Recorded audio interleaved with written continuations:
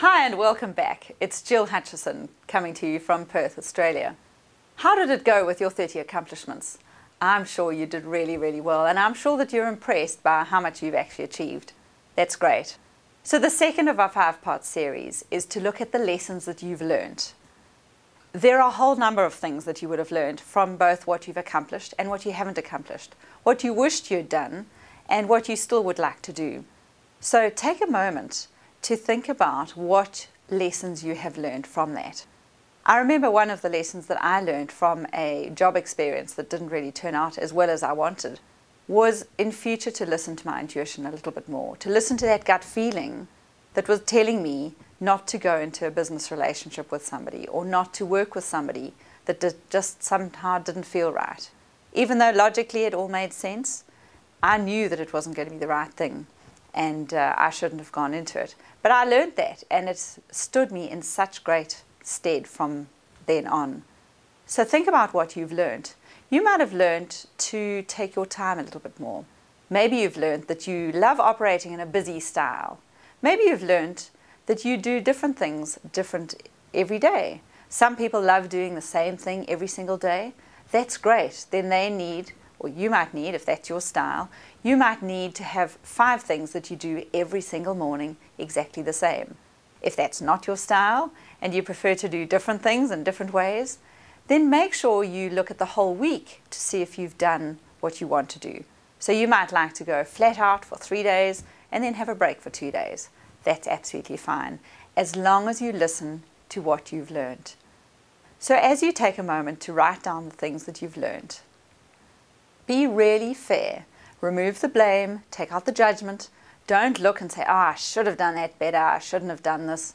That's fine, you've done it. You've done everything that is what you knew how to do to the best of your awareness at the time. Now that your awareness is different, now that you've grown a little bit, now that you've learned, you might choose to do something different. That's absolutely fine. The key here is really to take yourself right out of the element. Look at what you've done, look at what you've learned, and then to put your personality back in there. When I say take yourself out of that, it's to remove the judgment. Because so often we are our own harshest critics. And I'd like you to be really nice to yourself and set goals in such a way that you're going to achieve them, but only after you've figured out what you've learned from your past experiences. Life throws us challenges, as I've mentioned, and I'll be talking about it throughout the whole series. So the key is to figure out what is it there to teach you about. What are you there to learn? What challenge is being sent to you that you can learn something new that'll help you with another challenge? It doesn't matter whether it's a business challenge, a personal challenge, a relationship challenge, a family challenge, a health challenge. It's all sent as a message to get yourself onto the right track for where you want to be. So look at the big things and the little things. Look at different time frames and congratulate yourself on what you have learned.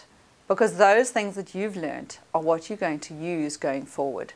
You're going to make up rules for yourself, as in, I know to get into business with people that fit this sort of description, or I know not to venture into an area where it doesn't feel quite right in my gut.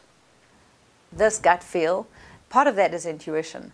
And as you get older and as you get wiser, you'll get more of a good idea of what your intuition has in store for you, and you'll be able to listen to it a lot stronger. So I'd like to encourage you to look at that list of what you've learned and pick 3 things that have really been the biggest learnings for you, and write those down so that you can refer back to them in another one of the chapters. That's all for this section, and enjoy doing that, and I look forward to seeing you in the next section, where we're going to be discussing gratitude and what gratitude means to you and how gratitude affects what you get going forward and how you set your goals going forward. It's also got a lot to do with the vibration that your body's in. So that's a really good one to watch out for. You have a great day, and I'll see you in the next series.